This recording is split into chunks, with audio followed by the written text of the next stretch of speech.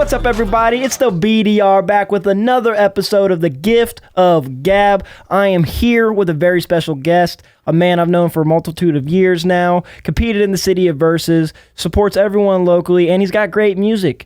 It's my main man, Erock. What's up, big dog? What up, bro? How's it going, everybody? Shit, another day, another dollar. Ain't that the truth? Boy, if that is not the truth, it's a law. I know you've seen the podcast a couple times, and you messaged me, and ironically enough, the way we are collaborating is because I was just about to message him the day after, and he's like, "Hey, bro, let's get on this podcast," and I was like, "Fuck yeah!" But I got a few questions for you, my big dog. Okay. And by a few, I mean more than that. But we'll go ahead and start it off with simple. Why'd you start making music? Why did I start making music? Why'd you start making music? All right, so a little bit of backstory, and it's funny because I actually told this story the other day. To my vocal teacher at IUK. I was always singing when I was younger, right? And so you had to do choir in middle school. It was one of the requirements, at least around here in Kokomo. And at the end of the school year, they had this little karaoke thing going on, and everybody had to do it. It was for a grade, like 10% of it, right? And it was When the Sun Goes Down, right? That's that song. And so I hit every single note correctly back then, right? Hell yeah. And, you had to pick your classes on what you were going to do going into high school. And they had recommended me to go into choir. And I was like, no, no, I don't want to do that. My mom's like, you should do it. I'm like, I don't want to. It's not happening at all. So summer hits, and you had to try out for choir to even get in it in high school for Kokomo. And so I get my schedule, and sure as shit, there's choir. And I'm like, why? Why is this here? I marked this off. No, to put something else. I think I wanted to learn French. I remember that the guidance counselor being like, probably not. And I'm like, German, something, not choir. And so when I got put into the choir, I had to do my own little digging, and it's because the 8th grade music teacher recommended me for choir, and off of that recommendation, I just got slotted in. No tryout, no nothing. So that's crazy. So through 9th and 10th grade, especially through 9th, I was like, I'm not doing this. Even though I go in there, I was like, I'm gonna do the bare minimum and get by. I didn't go to any show that they were hosting, none of it, right? I skated by in choir with like a C. And so 10th grade comes, and I get a little bit more filling in for myself, and it really, they made me. But by 11th grade, I was doing singing and dancing. I was in charisma choir. So that's kind of what ended up swapping it over. And so I actually, during all of that, I started writing and this, that, and the other. By the time I got out of high school, I was really into writing my own music, but I didn't necessarily know how it operated. I got into Audacity. I made a couple songs through that. It's a good starting software, but not the end-all be-all. No. Get your feet wet and then get the fuck out. It's like grabbing the piece of paper out of a notebook and ripping it out and being like, this is what I'm going to write on. Yeah, pretty much. And so when during that process, I had a friend that was, or my wife had a friend that was going through music school, and she had a Pro Tools version. And so we ended up recording through Pro Tools. That was just like the first time I had ever done anything. And that's actually released on my SoundCloud. Check it out. It's so horrible. Still check it out. But through that, I was like, okay, I really want to do this. And what made me really take it to heart was I wanted to start making music that if my kids were having a bad day, I didn't have a subject matter, because I'm not from a hood, right? Or I'm not necessarily from a ghetto. I guess I can say I'm from the North End, so the more ruggedish side of town. But so I didn't have this mystique of guns and violence and all of this stuff. Right. Mom kept me in the house heavily. I'm the one that broke out, but still, even then, so I was like, okay, well, I'm really in touch with my emotional side. So I want to make music that my kids can look at, and if they're having a bad day or they're having an off day, maybe they're going to be able to throw something on and you know, maybe it'll help them because I can understand that, you know, dad's been through some of the things that you are also going through. That's fire. And that's really where that came from. And since then, I even have to remind myself, like, no, remember, this is why you started making music. Now, hey man, that's a big deal though. It's like you can't forget your humble beginnings. 100%. They make you fucking fire in the long term too. 100%. That's fucking awesome, dude. Well, that kind of answers my next question to a degree. So for those who don't know, there was this thing called Club Obsession here in town, Kokomo, Indiana. Yeah. And Larry, the producer, shout out my guy. He'll be right here at Outhouse Records with my main man, Erock, September 5th, by the way. Make sure to be there, be square. Show starts at 7. Doors open at 6. $10 at the door. $8 at shopouthouse.com. So, you know, shop early. Get the money saved. But he started this thing called Open Mic Night. Mm-hmm. Yeah. And then you, my brother, and I made extra flyers and actually went out and put flyers up. I wrecked my car during that. Yeah, that's fucking commitment. Like, while I was doing that, I literally ended up backing into a pole. My car is still messed up because of that. That's called commitment, fellas. But we set a record night attendance. Mm-hmm. One of the record nights with no like pre-planned event or nothing other than a loose open mic. Had over 300 fucking people there, if you remember. I do. And you've shown up since day one there and was there for the last day. Yeah.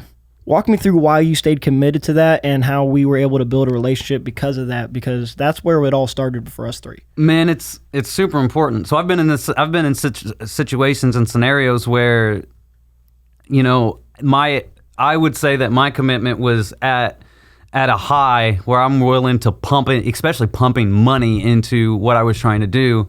And I ended up getting backdoored where everything fell through. Like, I mean, over $2,000. I understand that. And so when these open mics started, I think I missed the first 2. And then I started coming. And at the time I was working for Chrysler and I had been put on layoff. So I was like, this is what I want to do. I want to try and commit to this.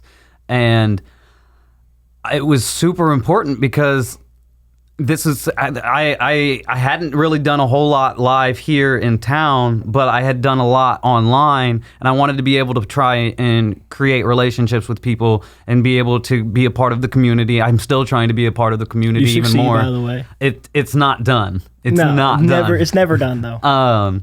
But that was something that was just super important to me. I knew that the relationships mattered, and once I got in there, holy shit, man. The relationships really it kind of encapsulated me. It put me in fights with other people that I didn't even want to be in fights with because I was so committed to being a part of the community, and I wanted to make sure I could show that. No, I wasn't able to necessarily pump money at that point in time into it, and even now it's a little bit of it's difficult. But right, I understand that. I knew that showing up, showing that I cared, actually caring. Even the Facebook shares, just being a part of it, helping collaborative, trying to help with some of the knowledge that I've learned. I knew how much importance that really brought to the table, not just for myself on a personal level with people, but for other people that maybe felt as if, I've met, you, your brother, Larry, I've met plenty of you guys where like you've been on the other side of people that were just being shitty. Yeah, shitty, man. And it's just like, that's not the way to be at all. And once I realized that there are people out here that are just like me, looking for people that want to collaborate and be with each other, I knew that this was what I needed to do. And once that happened, it was like blinders were on. 100%. Like, agree. I'm jumping into this pool with y'all. We're going to be on the same side of this pool. And when we go to have to swim on the other end of it, I'm going to make sure, hey, man, you got to pick your head up to the side and breathe once in a while. Yeah, 100%, dude. So, yeah, man, that's really where the commitment came. And that's why I think it's so important. I think it's everything. You can't find success. You can find success in music outside of your town, but at the same time, it's not going to be as organic as you would hope, and it's going to leave you in a rut wondering why your views are down, why no one's sharing your stuff. There's a disconnect. 100% disconnect. 100,000%. I completely, honestly, you kind of just took the words out of my mouth of why I stayed going, because I did put money into it. I spent $450 on brand new mics. Yes. And I didn't know Larry like that. Like, I still Larry and I are like this now. Like that's someone I put my reputation on as quality of art, like, you know, worker and everything. Yeah. Even though he's not fucking punctual. And I'm calling you out, Larry. Answer my calls so you can get my money so we can keep working together other than my shows. I love you. Yo, Dad hit me back up too. I swear to God, I love you, dog. Big love, for real. No, Larry's a legend, and that's another thing. And so I left my mics with him so many nights when I had to leave early when I was with my relationship. I had a kid to go home to. Yeah. And I was growing as a man to be a good stepdad. Yes. Spend quality family time and not miss out on it. And then it got to a point where my stepdaughter at the time would be able to go with her dad, and then my girlfriend at the time would be able to come to my shows with me so I could stay for the entire thing. Yeah. And that was a big deal. And I just felt like being able to make a risky financial decision, like that's $450 fucking dollars that I ain't making good money at the time. I'm blessed to make good money now. Yeah. But I got to work fucking 70 hours to make that money. And I was only working 40, 50 then and only bringing home less than $1,000 a week. So it was like, I don't have $450 to lose. Right. Like I saved up get it. $450 for a month to even make that investment. So to be able to leave that with Larry and then know that they're still in pristine condition that I left them in and do that more than once and then hear about all the good times that I missed out on when I had to miss out on and then be there, it let me know that this community can do something. We had incidents, multiple fights happen at those events. Yeah. And the same people who try to break up the fights and be a part of the fights still showed up and supported and then brought more people the next time. And then there wasn't a fight. And then sometimes there was. I say it all to say there was drama there, but the core people who showed up and continue to show there still work together to this day. That's been almost 2 years now. Yes. 2 years in 2025. Doesn't November. even feel like Feels 2 like it was years. fucking yesterday. Man, you're It's not insane. wrong. And speaking of community, which yes, I have my questions on my phone because I have a good memory, but it's not that fucking good. Nah, but speaking of community, we were part of City of Versus. Yeah. Then we had the group chat, and I was a part of there, and you actually finished higher up on me, which congrats. I appreciate it. How do you feel about that experience? Let's kind of go into that in the whole umbrella of that, and even our group chat and stuff. Man, I have to start off by actually thanking your brother. Shout out Odd Unique. Because holy shit, I don't know how many people, I know you know this, but I didn't realize, it helped me realize what I was actually capable of, what I could still do. It gave me a huge confidence boost. That was a 10. It gave me a huge confidence boost, not just for myself, but also what I was able to see other people do as well. Because never had I ever tried to make, some songs were full songs.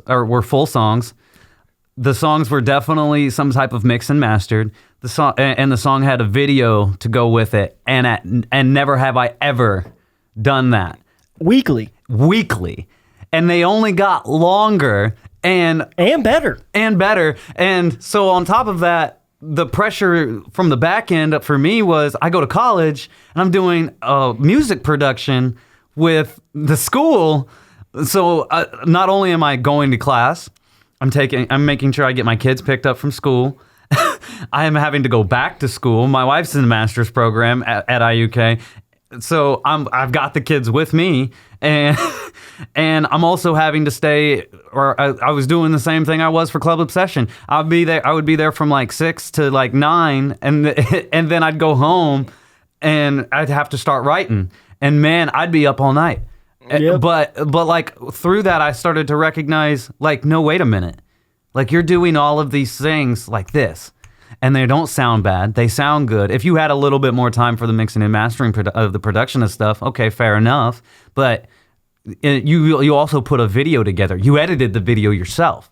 And so like I'm telling myself all of these things, and I'm like, wait a minute, I can do this. Seriously, yeah. like, and he fucking did it, by the way. Like I literally, I tried calling your brother a couple different times, but I definitely sent him voice messages. There were voice clips out there of me thanking the ever living shit out of him, because holy cow, I didn't know that I needed this until I was in it, and I really needed this. I really needed it. I wholeheartedly agree. You really showed. You guys should go check out his submissions. He has the best line in the entire City of Versus. 3rd round submission. I'm not going to tell you what it is. You got to go listen to go check it out, but you'll know it when you hear it, is all I'm going to say. It is on my YouTube. It is fucking a great video. It's a great song, and the lyrical and singing, I guess is what I'd say. The melodicness of it is it's all there. Okay, it's just all there, and you need to go do your research on it and go check it out because it's fucking fire. And I appreciate that. I mean, most appreciation and flowers to you for your competition and competing there, because you're one of the artists that gave me a lot of constructive criticism in real time, even though you didn't have the time, and sent me a whole chart for like keys and stuff. Yeah. No surprise, guys, I'm not the best at singing, but we're developing this skill because it can be developed in the emotion of being able to actually learn how to pull out of with my lyrical content, not even just singing, but like emotionally rapping and trying to hit a certain pitch or key. Yeah. Just for a half of a second when, hit the low note, the high note, or anything like that. Like with this project I'm working on with my brother, being able to implement those lessons that I learned from City of Verses, from the criticisms that you've provided me. Oh, So I think that shit's super dope. I appreciate that. I didn't even know that. That's awesome. No, I mean, that's why I'm really competitive for round 2, because where the flow that you hit for the weekly City of Verses is where I feel like I'm at now. Really? Because my brother and I, Caleb, every fucking day is like, hey man, I got a new song written. I just need you to record this part.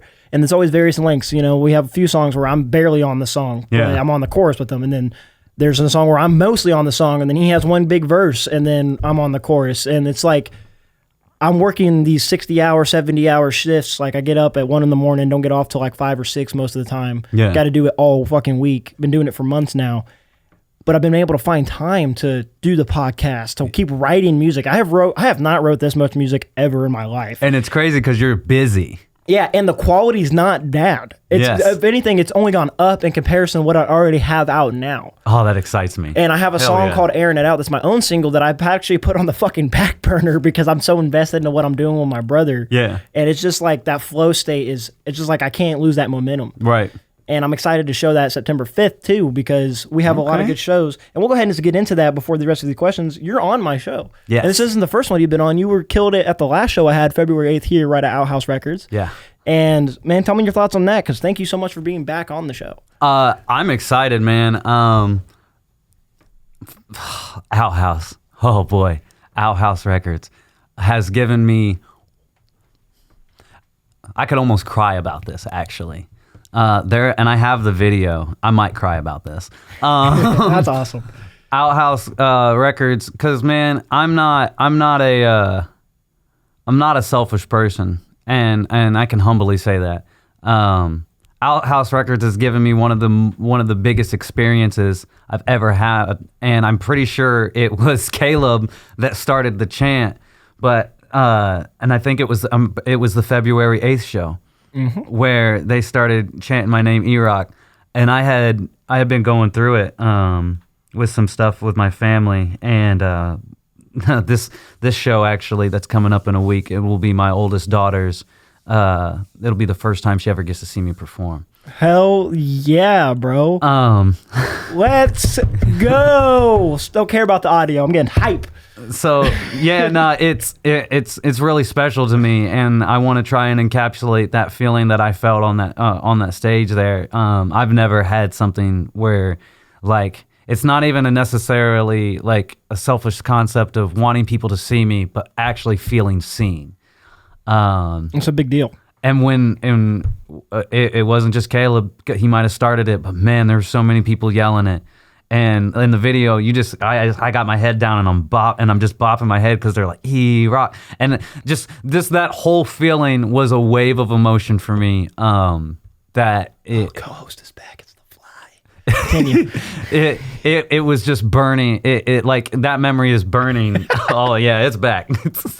It was just burning in my head, and it's burnt there, and it's forever planted. And I can't thank you and Caleb and Outhouse Records enough for helping produce that feeling that I actually have for the rest of my life. It'll never go away. Well, I appreciate the thanks. All I can say is my name's just on it.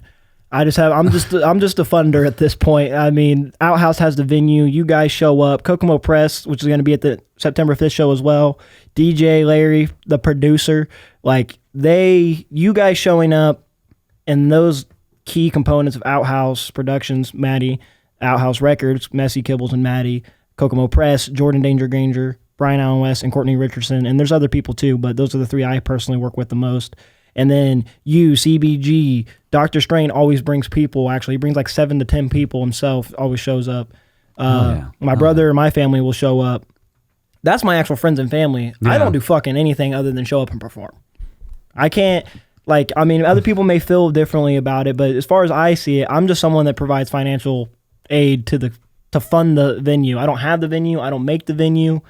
And these are all people who have been on my show before. Spirit. Fat Jay was on my last show with KK Call of Duty, but now he's at his own set. He's coming all the way from fucking Michigan next week. Whoa, I didn't know he lived there. Yeah, he lives in Michigan. He's a Michigan man. Right, and they're in Coldwater, baby. CBG, fucking City of Versus champion. Yes, sir. These are all people I had the opportunity that I just had to reach out to one day, and they're like, yeah, bro, we fuck with you. I mean, that's a big deal to me. Like, but at the end of the day, the BDR's name's just on it, but these guys do all the work, and Larry does all the work. Outhouse does all the work. Kokomo Press. I'm just fortunate enough to be, hey, I'm a part of this. Yeah. I mean, that's really what it is. So that means a lot, though, to be able to have that, because I kind of got that feeling from Slugfest. Yeah. Yeah, Slugfest was awesome. Because I got the host on a show for the first time that wasn't like my show. I was a host, and that was really cool because you came out and supported, and you weren't a part of it other than being a community member, which is a huge deal. Absolutely. Showing up to shit. And I got to get a lot of positive response. I found out that I'm not as unfunny as I might have thought. I can make some jokes, and people will respond positively. No, so that was a lot funny, of fun, bro. It was a really good time. So.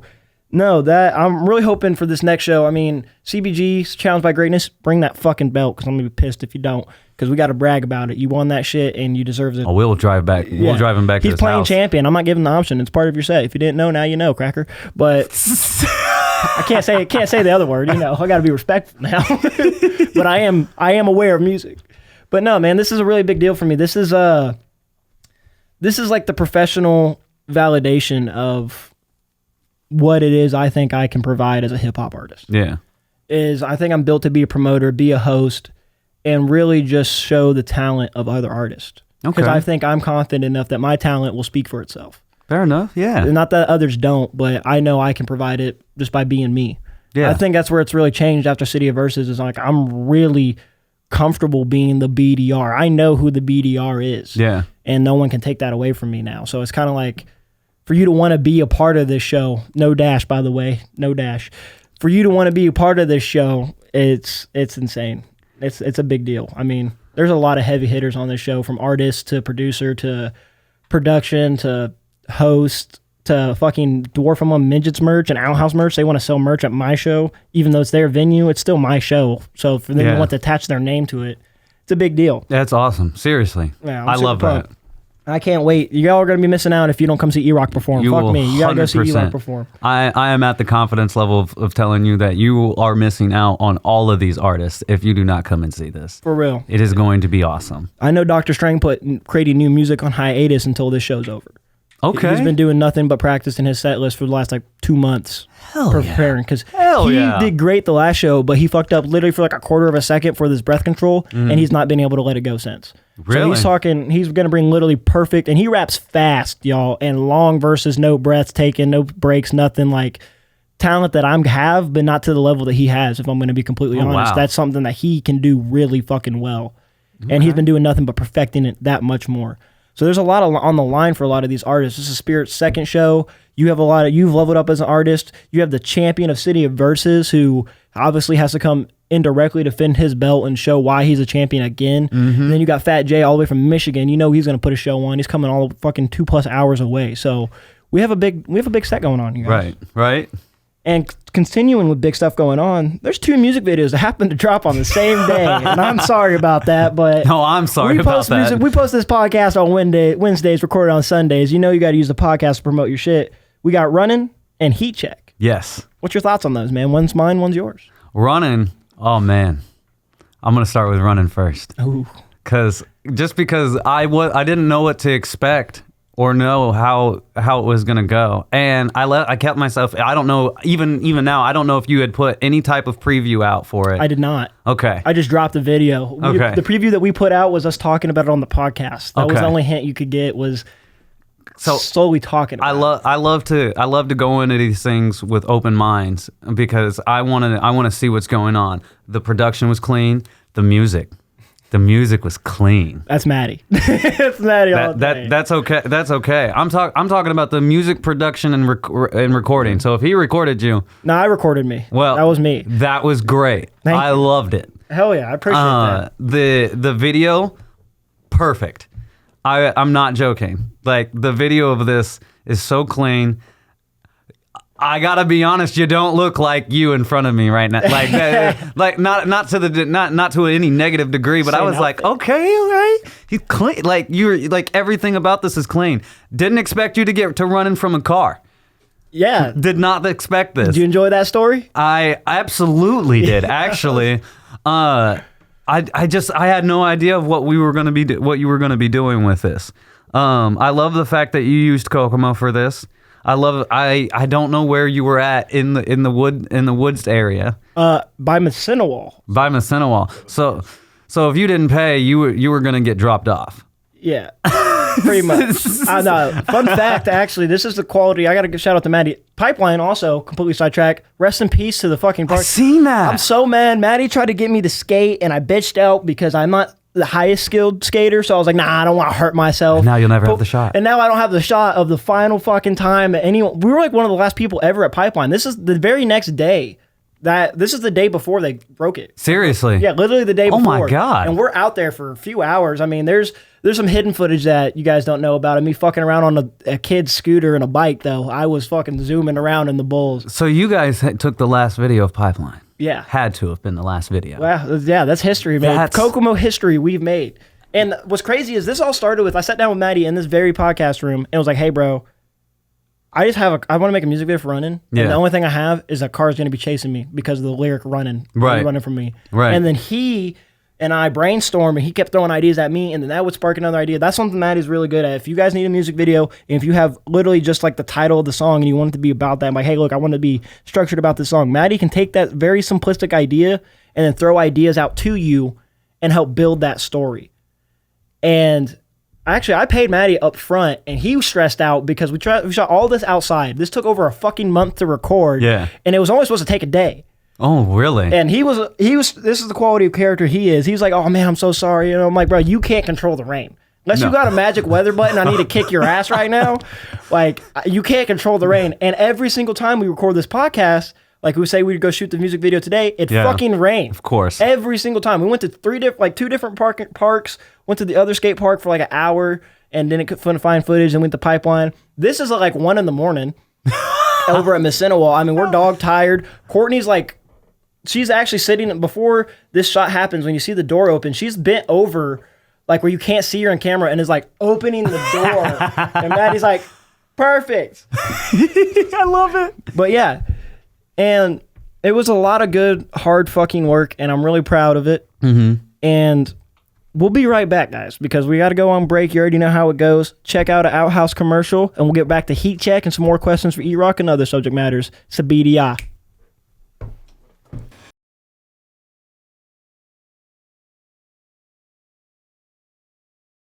Messi, we're not filming the Outhouse Super Show today. This is an intervention. We think you have a problem, man. Ever since you've returned from the gathering of the Juggalos, you just haven't been the same. That's true. There's just something off about you. I just can't quite put my finger in it. What are you guys talking about? You're the one acting weird.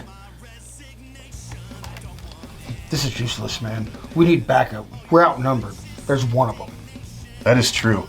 If only we had some sort of event coming up with a lot of people that we can get together and really, take it to him. Harvest Fest, dude. Harvest Fest? Yeah, October 4th, man. There'll be tons of comedians. And October 4th at the Miami Open Air Auditorium. There is a big gathering of people. Yeah. There's going to be, how are we going to lure him in?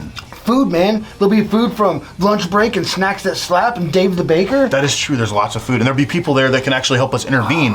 Like there's like bands like Grey Garden, Deadfoot, Midwest Martyr, Patron, 13 Gallon, Odd Unique, and the BDR. They could all kind of help us, and we can really team up on them, you know what I mean? Yeah, they can help. Isn't there a bunch of comedians there too? There are a bunch of comedians that are going to be there. There's 17 of them put on by the Kokomo Press. Who's all going to be there? Like Jordan Granger, Brian West Jr., Michael Howard, Messi's going to be there, Patrick Murray, Crystal Evans, Sean D., Brandon Stetler, Stephen Riley, Von Juan, Caleb Sample, Devon Shoemaker, Pierce Clott, Zach Hughes, Maya Smith, Caleb Meek, and even you. I'm going to be there? You're going to be doing comedy there. And we could probably gather up all these people with the Kokomo Press and really team up on him and make him feel really small. Yeah, man. It's nerd bashing time.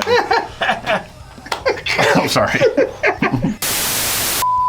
I'm gonna be there. It's wild, right? So yeah, Cool, we could man. probably get all those people together and like really, really take it to him and make him feel like a piece of shit. Yeah, we can get him to quit clowning around. He's gotta stop clowning He's gotta around. quit clowning around, man. This is serious. You guys know I'm still here, right? Come on out to Harvest Fest, October 4th. Miami Open Air Auditorium. Google for directions.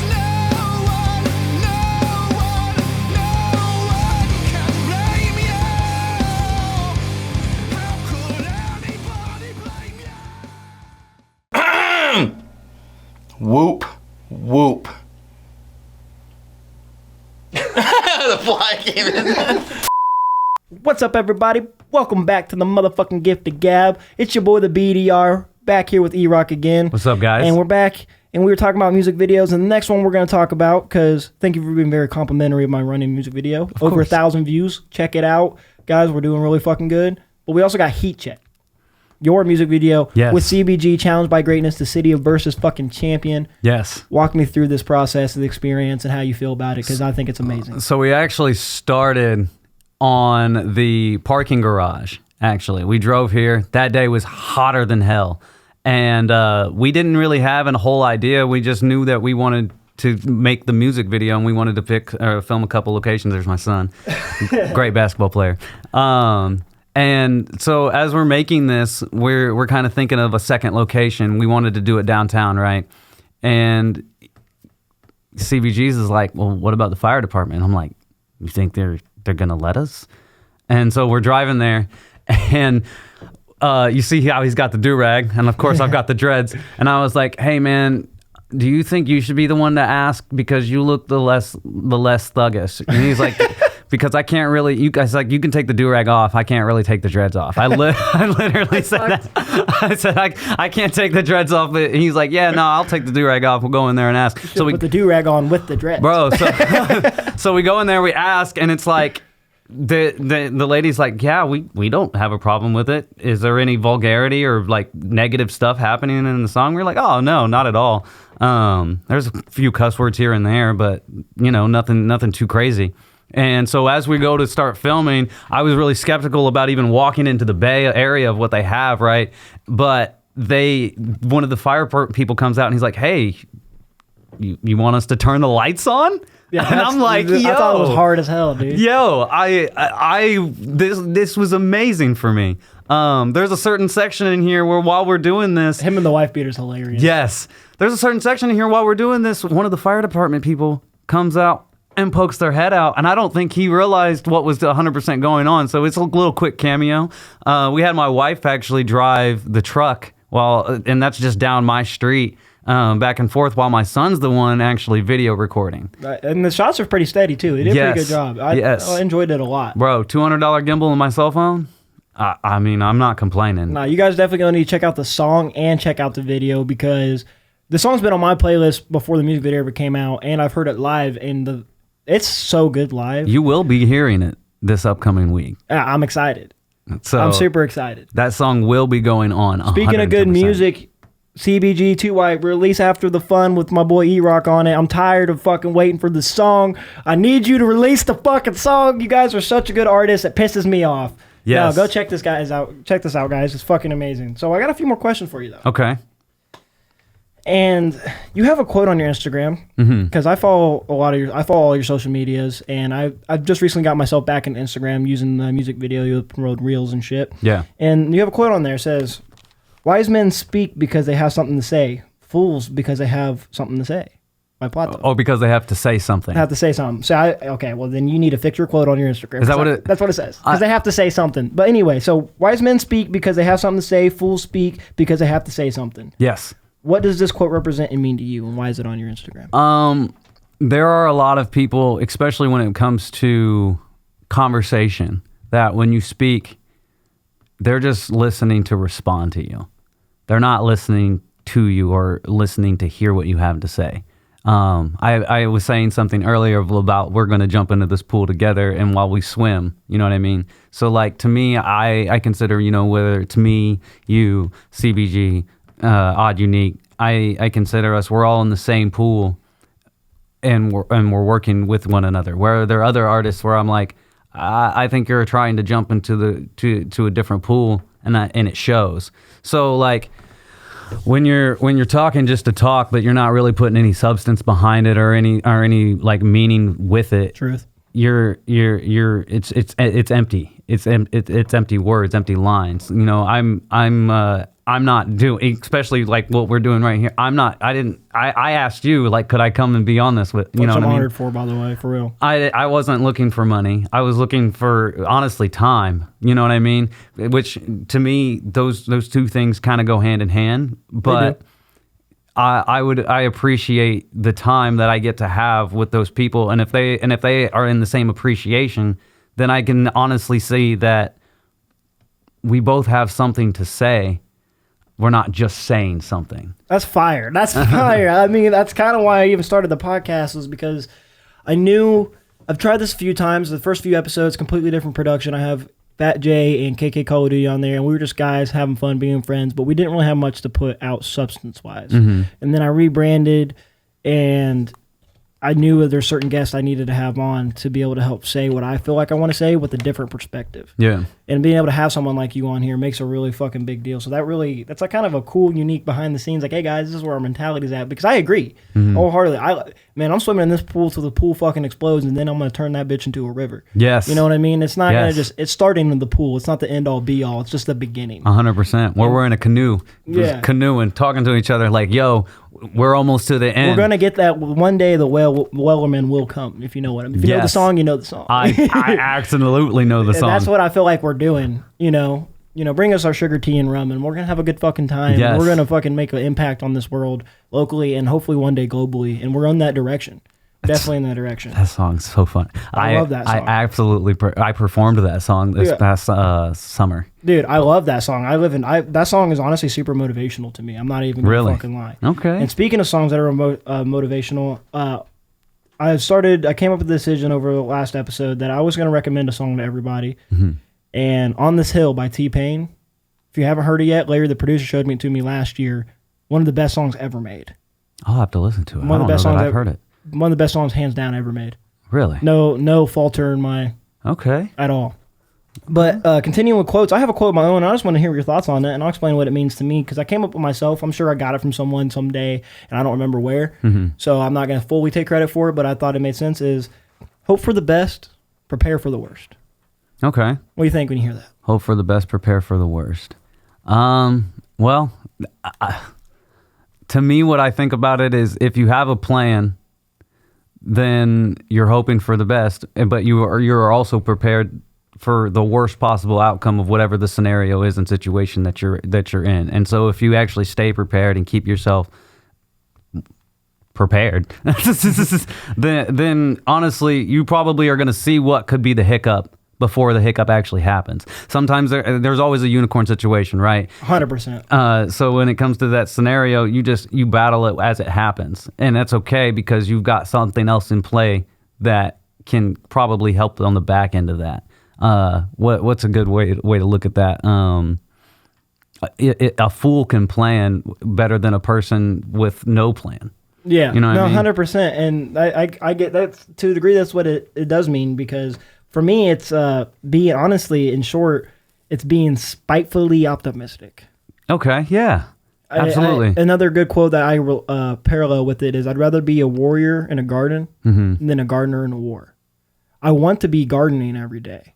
Yeah. But I'd rather be prepared for war, because when war comes, I'm ready. Yes, 100%. And I think that's kind of how I've always lived my life, from my wheelchair endeavors, from my health endeavors, from the mental battles of family issues and life that everyone goes through. Yeah. I think being able to retain the strength of positivity, it's like love. It's a choice. It's not necessarily an actual emotion for me.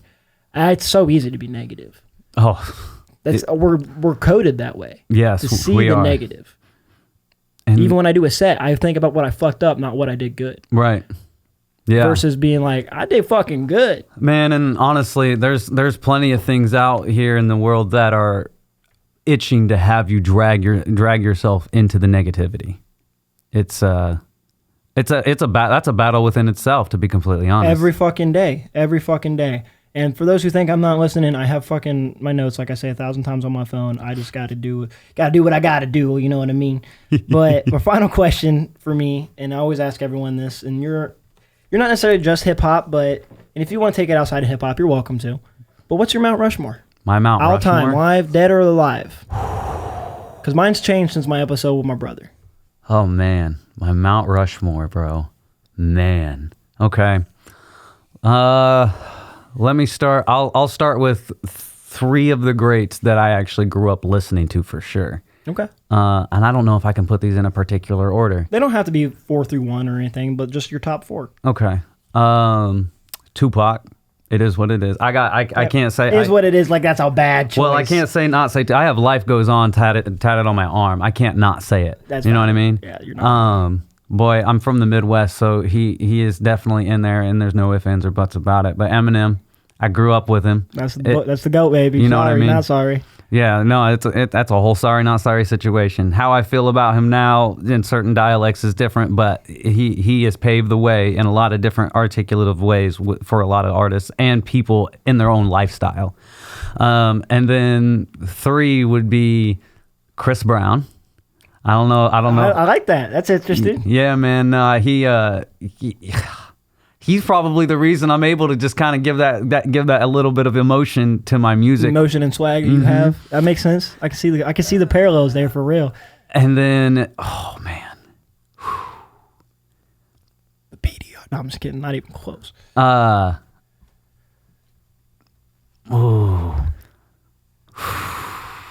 Fourth and final spot.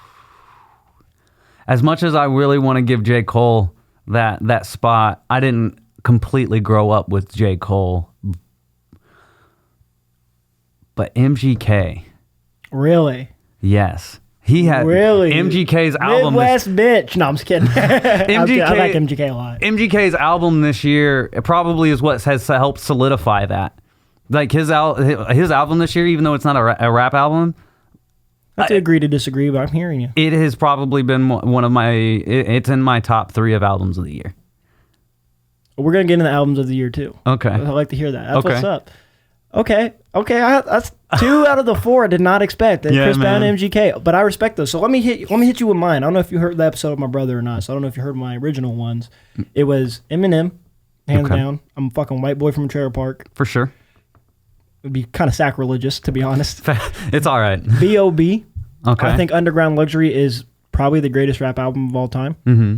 It's up there for me at least. I grew up with that. I was in 6th grade listening to We Still in This Bitch on my school iPad, waiting for class to start. Yo. Dude, and Okay. and that's what I learned about production too. It was the first interest I ever got in production because I thought my headphones were breaking, but it was the way the song was made. It created a unique rattle in your ear that kept an earworm that I didn't realize that's what it was doing at the time. Okay.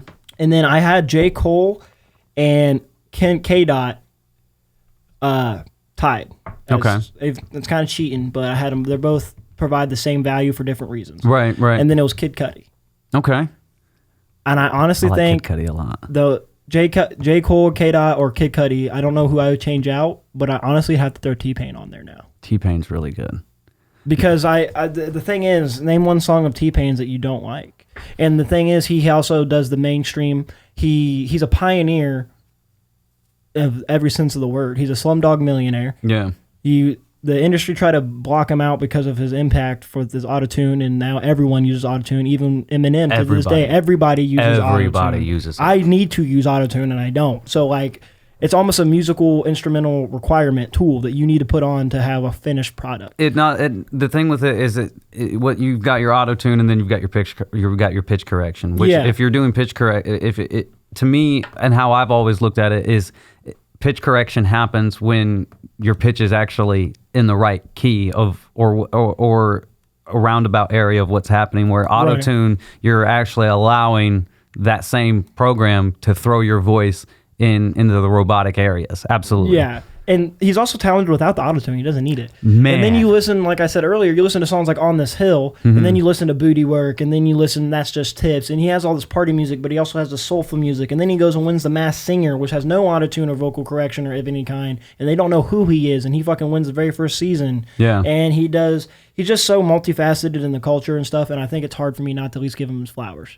after sitting over that for so long. That's why I like MGK a lot. Yeah, see, I like MGK, just not on my GOAT list. I just don't think he's there. Fair enough. But Fair enough. Alpha Omega is one of my favorite songs of all time. Okay. But continuing with the hip hop discussion, Eminem dropped an old new song that got leaked. Yeah.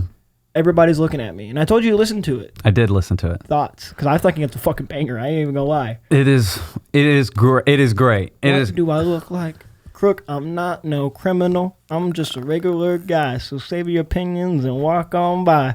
So, and maybe this is my issue with rap music right now in general. But I've kind of, I don't want to say grown out of it, or say that I've grown up, but I've almost gotten to the point where if you're rapping in your choruses to a certain degree, like Eminem does, it almost like the way I feel almost wants me to like go ahead and hit the skip button. That's hilarious. I get the opposite feeling, so that's awesome to hear that. It's not that I don't hate it, or it's not that I don't love it, but it's not like.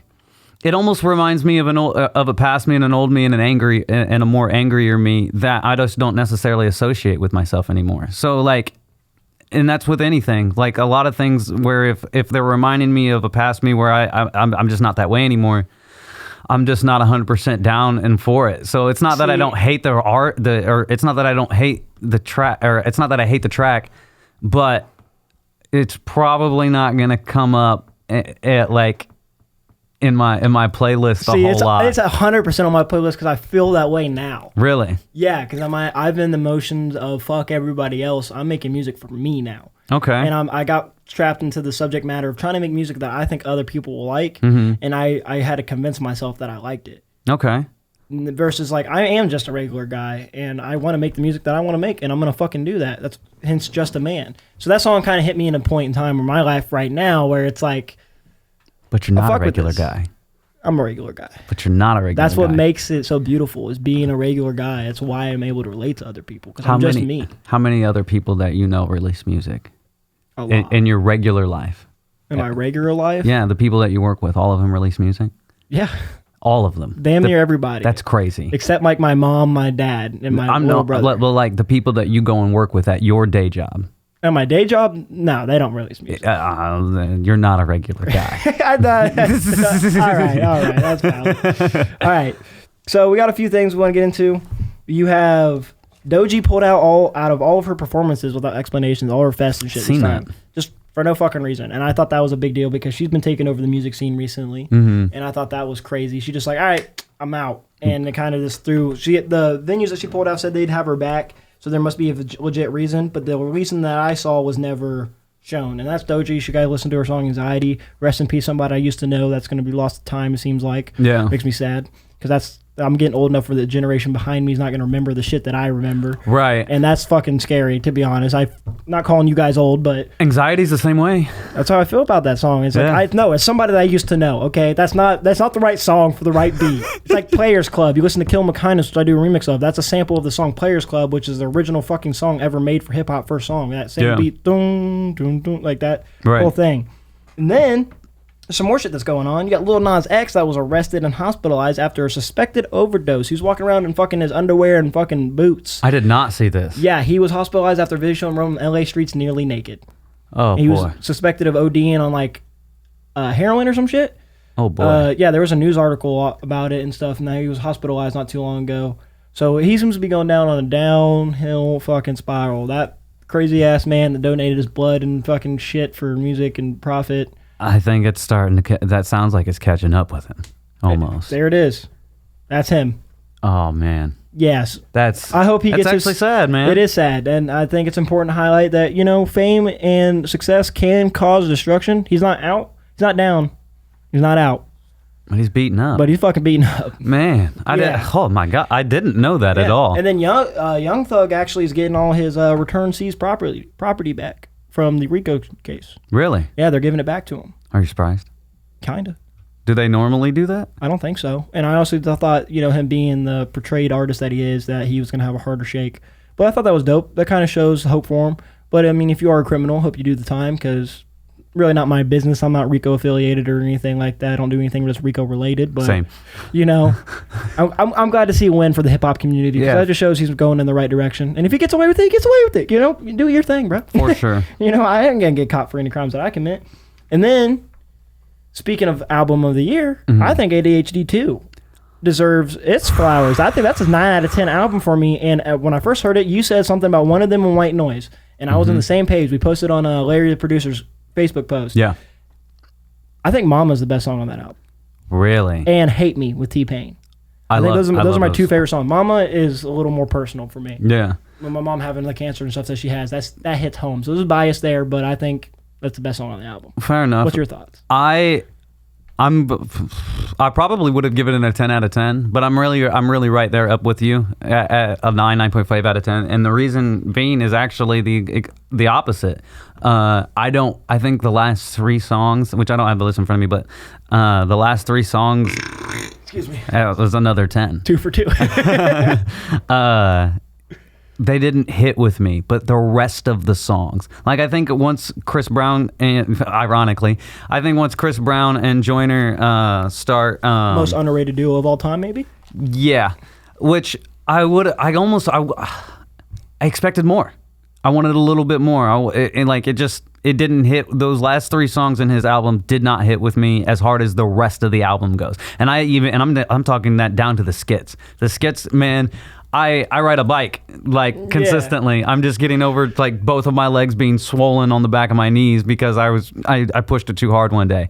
And I ride to his album, the whole album. And when the Denzel Washington skit hits and then White Noise plays, it's like a rejuvenation of energy for me. Like, I'm not joking. It's incredible. No, I completely understand that wholeheartedly. But for me, the last 3 songs, the last 2 are not unmemorable, but Mama was like the nail in the coffin that made it that 9.5 out of 10 for me. Okay. Because it provided the emotion that he always hits with ADH2 with. I think it provided the White Noise emotion. I think it provided New Sofas and the Butterfly Effect. Yeah. I think it kind of fully encapsulated hitting good verses and storytelling. I think it captured everything that he does right. Yeah. So I think that's kind of cool that we get 2 different opinions out of that. Yeah, no, for sure. You make me want to go sit in a dark room and like listen to those now. Dude, I get up. I mean, you got to think about it too. I'm listening to this motherfucking album at like 3 o'clock in the morning, hauling concrete.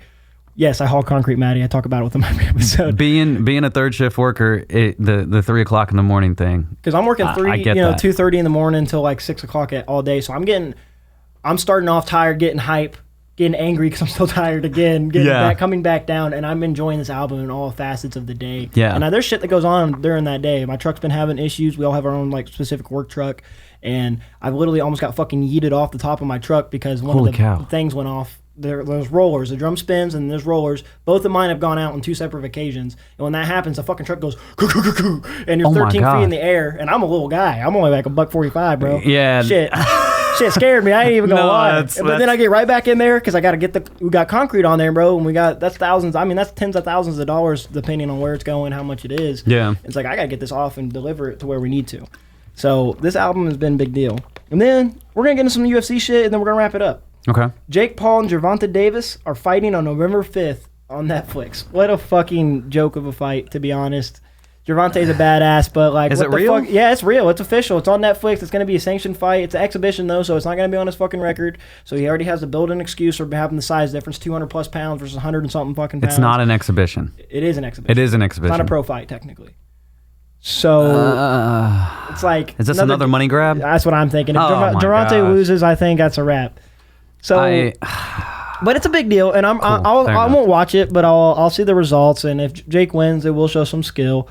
But, and not to harp on him too much, because I'm not a fan, but they did something that I am a fan of. Okay. Ben Askren went through double lung transplant, almost fucking died, and he donated $500,000 for his medical bills. That's awesome. This is a guy he fought and knocked out and had beef with, but it shows the content of his character, and you got to show the good with the bad. Sure. Yeah. He's one of the only people who's constantly put the blast and stuck up for the UFC fighters, and for him to donate $500,000 to Ben Askren to make sure that he gets the health care that he needs, it goes back to our theme of community, not even being in the same pool, but throwing money into the same pool so we can be together. Yeah. And I thought that was something that needed to be highlighted. No, that's huge. I did not know that. That's super last huge. but not least, fuck you, Rajah Jackson. Fuck you with every fiber of my being. Yeah. For those, I know it's been around right now. There's more developing stories going on with it. Psycho Stu is back up and alive. He's fucking conscious again, but he's still not fully functioning. This is attempted murder. I'm not going to show the video because it is graphic and I don't want to get, the views down more. Yeah. I'm trying to support this shit. Go check it out. All I can say without going into too much depth because we're running out of time is fuck you. You deserve to be in jail. And it makes me sick to see the WWE community try to brush this under the rug with management, and there's only certain indie wrestlers that are sticking up for him. And it makes me sick that MMA community is divided on this. This should not be a divisible, divisible fucking subject matter. It should be jail, no fucking bullshit excuses. You're a 23-plus-year-old man. You're as old as me, if not older. Attempted murder is not okay. No, it isn't. It's just not fucking It's fucking bullshit. And then on a more positive note, which I think is crazy, even though, not to get too much into politics, I'm not a fan of our current administration, wasn't a fan of the last one, but I think something that's kind of cool is UFC is going to be having a 4th of July event there live for 5th year of the Independence Day. There's going to be a UFC event at the White House. That's cool. Yeah, I thought that shit was dope. That's cool. I'll have to see that. Seriously. Yeah, it's got me excited. Be a little more positive. But for real, fuck you, Rajah. I could go on for the next hour about that. That shit makes me sick. But with that being said, go check out fucking Erock, guys. Go check out his music video, Heat Check with CBG, aka Challenged by Greatness. Go check out all his other music that he's released. You got Painless, For the Win, Scars. I mean, Heat Check is the newest one, and it's fucking fire. That's fucking...